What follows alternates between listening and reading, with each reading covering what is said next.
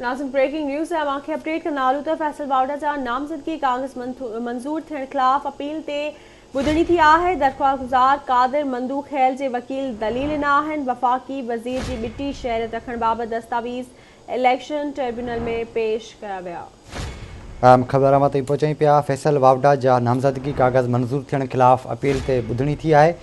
दरख़्वास्त गुज़ार कादिर मंदूक खेल जे वकील दलील ॾिना आहिनि। इलेक्शन ट्रिब्यूनल पारां इलेक्शन कमीशन ऐं फैसल वावड़ा खे नोटिस जारी कयो वियो आहे, जॾहिं त खेनि सुभाणे ताईं जवाबु तलब करण जो हुकुम ॾिनो वियो आहे। अहम ख़बर ताईं पहुचाई पिया। फैसल वावड़ा जा नामज़दगी कागज़ मंज़ूर थियण ख़िलाफ़ अपील ते ॿुधणी थी आहे।